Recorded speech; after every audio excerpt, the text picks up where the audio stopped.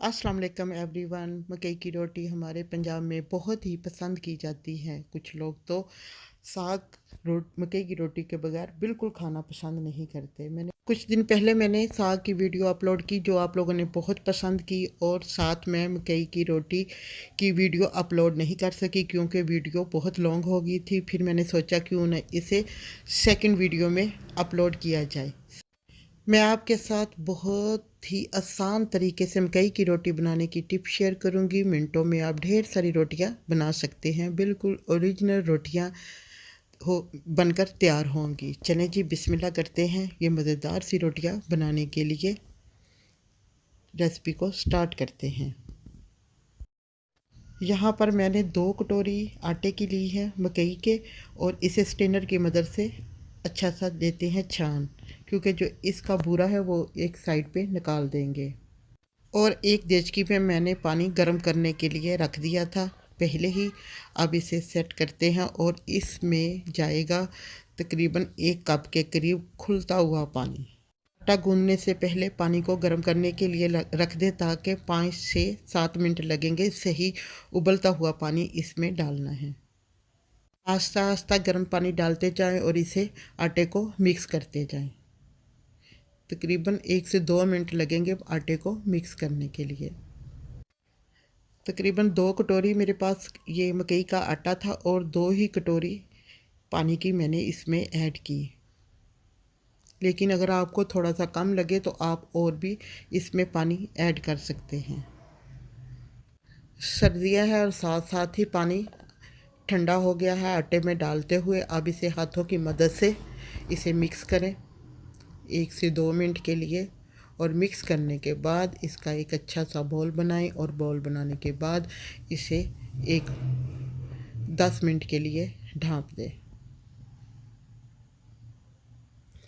तकरीबन 10 मिनट हो चुके हैं। अब हम इसे दोबारा से गूंदते हैं। दोबारा आटा गूंदने से पहले हम इसमें जो चीज़ें ऐड कर रहे हैं उसमें है काली मिर्च 1 टीस्पून, और 1 टीस्पून ही इसमें नमक का ऐड करते हैं, और फिर इसे अच्छा सा 2 से 3 मिनट के लिए गूंदते हैं, और थोड़ा सा पानी ऐड कर लेते हैं ताकि नमक और मिर्च इसमें ऐड हो जाए। इससे रोटियों का बहुत ही मज़े का जायका आता है और बहुत सी करारी लगती है। आप इसे ऐसे भी बनाकर चाय के साथ भी खा सकते हैं और साग के साथ भी। इससे बहुत ही मज़े का टेस्ट आता है। आप भी एक दफ़ा मेरे ही इस तरीके से आटा गूंदें, इंशाल्लाह आपको बहुत मज़ा आएगा रोटी खाने में। ये जी हमारा आटा हो गया है यहाँ पे सेट। जी, यहाँ पर हम सबसे पहले बिछा लेते हैं रोटियों वाला रुमाल, और उसके ऊपर थोड़ा सा मकई का आटा डाल देते हैं और फिर रोटियाँ पकाते हैं। इससे रोटियाँ साथ चिपकेगी नहीं, और साथ ही हम इस उसी वक्त ही रोटियाँ पका लेंगे।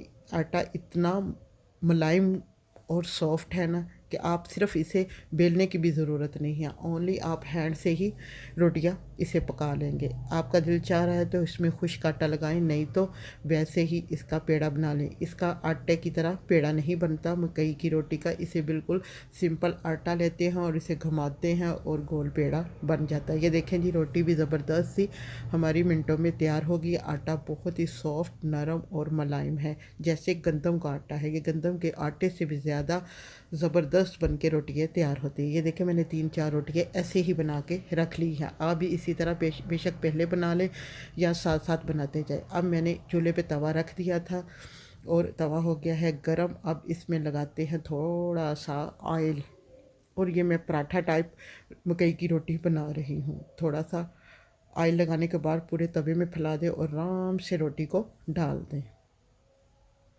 जिस तरीके से मैंने आटे को गूंदा है उसी तरीके से अगर आप भी गूंदेंगे तो रोटियाँ बिल्कुल क्रैक नहीं होंगी। ये देखिए जी, मैं आराम से ही रोटियों को उल्ट पुल्ट कर रही हूँ। आप बेशक चम्मच के साथ भी रोटी को उल्ट पुल्ट कर सकते हैं। आप थोड़ा सा दूसरी साइड पे भी घी लगा देते हैं।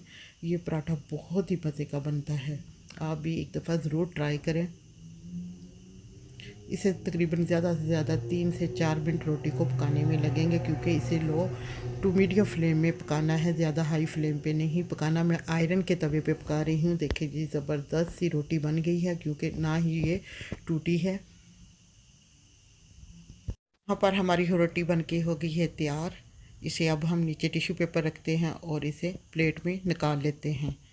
निकालने के बाद इसी तरीके से दूसरी रोटी भी और डाल देते हैं। इसे आटा गूंदने से रोटियाँ क्रैक भी नहीं होंगी और बहुत ही मज़ेदार बनेगी। और जो बच्चियाँ नया नया खाना बनाना सीख रही हैं उनके लिए तो ये रोटियाँ पकाने का बहुत ही तरीका आसान है। मक्खन की तरह नरम मुलायम मकई की रोटी बनाने का तरीका आपको कैसा लगा? नाराज़ सास को भी मनाएं, अपने हाथों से मकई की मज़ेदार सी रोटी बनाकर खिलाएं तो नाराज़ सास भी उसका भी मूड ठीक हो जाएगा। ये भी मेरा पराठा हो गया है यहाँ पर तैयार। अगर आप मेरे चैनल पर नए हैं तो मेरे चैनल को सब्सक्राइब कर लें काइंडली और बेल आइकन को भी प्रेस कर दें ताकि हर न्यू आने वाली वीडियो आप तक उसका नोटिफिकेशन पहुंच जाए। ये मैं यहाँ पे चेक कर रही हूँ अब रोटी को, देखते हैं कैसी बनी है। मैं यहाँ पर चेक कर रही हूँ कि रोटी कैसी बनी है। आप जाइएगा और अपने फैमिली फ्रेंड के साथ इस रेसिपी को ज़रूर शेयर करें और एक अच्छा सा कमेंट्स भी करें ताकि आप मुझे पता चल सके आपको ये मेरी रेसिपी कैसी लगी। देखते रहिए आपका अपना यूट्यूब चैनल नाज़िक लोग कुकिंग एंड व्लॉग। मिलते हैं किसी शानदार सी रेसिपी के साथ। अल्लाह हाफिज़।